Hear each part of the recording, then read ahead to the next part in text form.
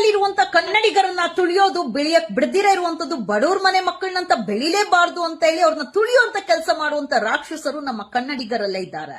S, Karnataka ರಕ್ಷಣಾ ವೇದಿಕೆಯ ಜಿಲ್ಲಾಧ್ಯಕ್ಷ ಆದಂತ ಬೆಂಗಳೂರು ನಗರ ಜಿಲ್ಲಾಧ್ಯಕ್ಷ ಆದಂತ ಧರ್ಮರಾಜ್ ನಿಮ್ಮ ಪೋಸ್ಟ್ ನೋಡಿದೆ. ನೀವು ಕನ್ನಡ ಪರ ಹೋರಾಟಗಾರನ. ಬಿಗ್ ಬಾಸ್ ರಿಯಾಲಿಟಿ ಶೋ ಒಂದು ಮನೋರಂಜನೆ ಕಾರ್ಯಕ್ರಮ, ಆಟವನ್ನಾಗಿ ನೋಡಿ ಅಂತ ಹೇಳಿದಂತ ಧರ್ಮರಾಜ್ ಅವರು ಕನ್ನಡ ಶಾಲೂನ ಹಾಕೊಂಡು ಪ್ರಮೋಷನ್ ಮಾಡೋದಕ್ಕೆ ಇಳಿದಿದ್ದಾರೆ. ನೀವು ವ್ಯಕ್ತಿಯನ್ನ ಬೆಂಬಲಿಸ್ಕೊಳ್ಳಿ, ಆದ್ರೆ ನಮ್ಮ ಕನ್ನಡ ಶಾಲೂನ ದುರುಪಯೋಗ ಮಾಡುವಂತ ಕೆಲಸ ಮಾಡಕ್ ಹೋಗ್ಬೇಡಿ. ಬಿಗ್ ಬಾಸ್ ರಿಯಾಲಿಟಿ ಶೋ ಒಳಗೆ ಇರೋರು ಹೊರ ರಾಜ್ಯದಿಂದ ಬಂದಿರುವಂತ ವ್ಯಕ್ತಿಗಳಲ್ಲ. ಬಿಗ್ ಬಾಸ್ ರಿಯಾಲಿಟಿ ಶೋ ಒಳಗೆ ಇರೋದು ಕನ್ನಡಿಗರೇ. ಮಿಂಟೋ ಆಸ್ಪತ್ರೆಯಲ್ಲಿ ಹೋರಾಟ ಮಾಡಿ ಅನೇಕ ಜನರಿಗೆ ಸರ್ಕಾರದಿಂದ ಅನುದಾನ ಕೊಡಿಸಂತ ನಿಮ್ಮ ಗೌರವ ಅಧ್ಯಕ್ಷ ಅಂತ ಹೇಳ್ಕೊಂಡಿದ್ದೀರಲ್ಲ, ಮಿಂಟೋ ಆಸ್ಪತ್ರೆ ವಿರುದ್ಧ ಹೋರಾಟ ಮಾಡಿದ್ ಬರೀ ನಿಮ್ಮ ಗೌರವ ಅಧ್ಯಕ್ಷೆ ಮಾತ್ರನಾ? ಜೊತೆಲಿದ್ದಂತ ಅವ್ರ ಜೊತೆ ಕೂತಂತ ಮಹಿಳೆಯರಿಗೆ ಹೋರಾಟ ಮಾಡಿಲ್ವಾ? ಕೇಸ್ ಹಾಕ್ಸ್ಕೊಂಡಿಲ್ವಾ? ಸರ್ಕಾರ ದುಡ್ಡು ಕೊಟ್ಟಿದ್ದು ಹೌದು, ಹಾಗಂತ ನಿಮ್ಮ ಗೌರವ ಅಧ್ಯಕ್ಷೆ 150 ಮನೆ ಬಾಡಿಗೆ ದುಡ್ಡಲ್ಲಿ ಏನು ಕೊಟ್ಟು ಅವ್ರನ್ನ ಉಳಿಸುವಂತ ಕೆಲಸ ಮಾಡಿಲ್ವಲ್ಲ? ಹೌದು, ನೀವೆಲ್ಲ ನಾಡು ನುಡಿ ಪರ ಹೋರಾಟಗಾರರು ಅಂತ ಹೇಳುವಂತವ್ರು ಎಷ್ಟು ಜನ ಈ ನಾಡಿನ ಹೆಣ್ಣು ಮಕ್ಕಳ ಮೇಲೆ ಅತ್ಯಾಚಾರ ದೌರ್ಜನ್ಯ ಆದೋಗ ಇದೇ ಕನ್ನಡ ಶಾಲೂನ ಹಾಕೊಂಡು ಬೀದಿಗಿಳಿದು ಎಷ್ಟು ಜನ ನೀವೆಲ್ಲ ಹೋರಾಟ ಮಾಡಿದ್ದೀರಾ? ಎಲ್ಲ ಇದ್ದ ಕಡೆ ನೊಣ, ಸಕ್ರೆ ಇದ್ದ ಕಡೆ ಇರುವೆ ಅಂತ ಹೇಳ್ತಾರಲ್ಲ, ಆ ತರ ನೀವು ಕನ್ನಡ ಶಾಲುವನ್ನ ದುರುಪಯೋಗ ಮಾಡ್ಕೊಳ್ತಾ ಇರುವಂತ ಕನ್ನಡಿಗರು ನೀವೆಲ್ಲಾರು. ಅಂಡ್ ಕನ್ನಡ ನಾಡಲ್ಲಿರುವಂತವ್ರಿಗೆ ಎಷ್ಟೋ ಜನಕ್ಕೆ ಉದ್ಯೋಗ ಇಲ್ಲ, ಎಷ್ಟೋ ಜನಕ್ಕೆ ನೆಲ ಇಲ್ಲ.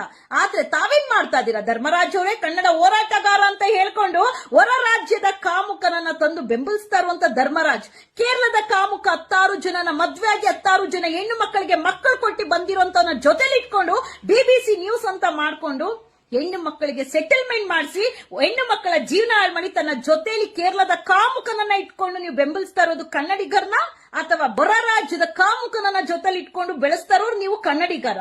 ನಾಡು ನುಡಿ ಭಾಷೆಗೋಸ್ಕರ ನೀವು ಒಬ್ರೆಲ್ಲ ಹೋರಾಟ ಮಾಡೋದು. ನಾಡು ನುಡಿ ಭಾಷೆ ಅಂತ ವಿಚಾರಕ್ಕೆ ಬಂದ್ರೆ ಇಡೀ ರಾಜ್ಯವೇ ಸದ್ದಾಗುತ್ತೆ. ನಮ್ಮ ಭಾಷೆ ಅಂತ ಹೆಮ್ಮೆ ಪಡ್ತೀರಿ.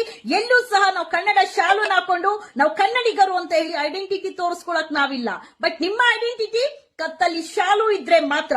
ಎಲ್ಲಿ ಕಟ್ಟಡದ ವಿರುದ್ಧ, ಮಾಲ್ಸ್ ವಿರುದ್ಧ ಹೋರಾಟ ಆಗುತ್ತೆ ಹೊರತು ಯಾವುದೇ ಹೆಣ್ಣು ಮಕ್ಕಳ ಮೇಲೆ ಆಗುವಂತ ಅತ್ಯಾಚಾರ ದೌರ್ಜನ್ಯದ ಬಗ್ಗೆ ಹೋರಾಟ ಮಾಡಿದ್ದೇ ಇಲ್ಲ ಅಂದ್ಮೇಲೆ ನೀವ್ಯಾವ ಸೀಮೆ ಹೋರಾಟಗಾರರಾಗ್ತೀರಾ? ಅಂಡ್ ಜೊತೆಲಿ ನಿನ್ನೆ ಒಂದು ಪೋಸ್ಟ್ ಹಾಕಿದೀರಾ, ಗುಳ್ಳೆನರಿ ಬುದ್ಧಿ ಅಂತ ಹೇಳಿ. ಆ ಬುದ್ಧಿ ಯಾವ ವ್ಯಕ್ತಿಗಿರುತ್ತೋ, ಆ ವ್ಯಕ್ತಿಗೆ ಮಾತ್ರ ಗೊತ್ತಾಗುತ್ತೆ ಗುಳ್ಳೆನರಿ ಬುದ್ಧಿ ಏನಂತ. ಗುಳ್ಳೆನರಿ ಬಗ್ಗೆ ಗೊತ್ತಿದ್ಯಾ? ಗೊತ್ತಿರುವಂತ ವ್ಯಕ್ತಿ ಈ ರೀತಿ ಪೋಸ್ಟ್ಗಳು ಹಾಕೋದಿಲ್ಲ. ಇಲ್ಲಿ ಬಗ್ಗೆ, ರಕ್ಷಿತರ ಬಗ್ಗೆ ತೇಜೋದೆ ಮಾನಹಾನಿ ಮಾಡುವಂತ ಕೆಲಸ ಮಾಡಿದ್ರಿ. ಯಾಕೆ? ಅವ್ರು ಕನ್ನಡಿಗರಲ್ವಾ? ಬಿಗ್ ಬಾಸ್ ರಿಯಾಲಿಟಿ ಶೋ ಅದು ಒಂದು ಮನೋರಂಜನೆ ಕಾರ್ಯಕ್ರಮ ಅಂತ ಹೇಳಿದಂತ ಧರ್ಮರಾಜ್ ಅವರೇ, ಅಲ್ಲಿರೋರು ಎಲ್ಲರೂ ಕನ್ನಡಿಗರು. ಯಾರೇ ಗೆಲ್ಲಲಿ ನಮ್ಮ ಕರ್ನಾಟಕಕ್ಕೆ ಒಂದು ಹೆಮ್ಮೆ ಅನ್ನುವಂತ ಮನಸ್ಸಿರ್ಬೇಕು ಹೊರತು ಸ್ವಾರ್ಥಿ ಆಗಿರಬಾರ್ದು.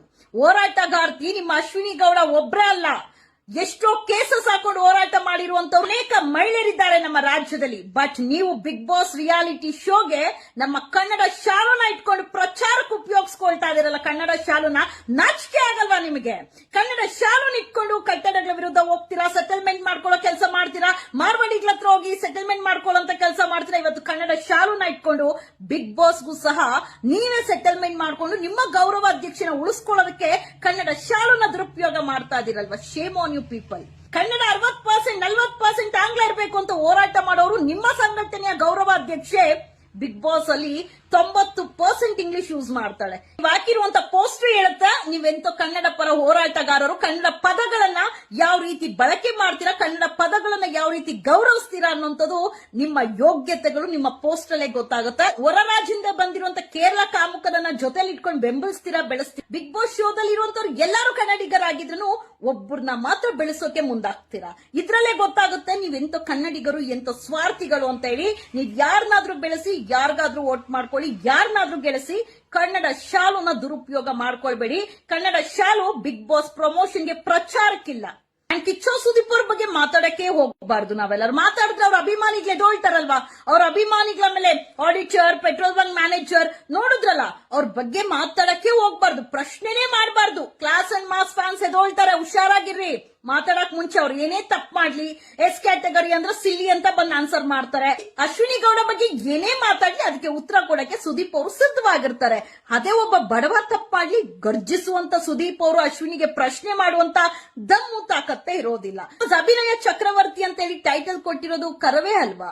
ಸೊ ಬಿಟ್ಕೊಡಕ್ ಸಾಧ್ಯನಾ? ಈ ಸಲ ಕರವೇ ಗೌರವ ಅಧ್ಯಕ್ಷನ ಉಳಿಸ್ಕೊಳಕ್ಕೆ ಎಲ್ಲೆಲ್ಲಿ ರೋಲ್ ಕಾಲ್ ಮಾಡಿದ್ರೋ ಇವರೇ ಹಣ ಕೊಟ್ಟು ಇವರೇ ಕಮಿಟ್ ಆಗಿದ್ದಾರೆ ಅಂದ್ರೆ ತಿಳ್ಕೊಳ್ಳಿ.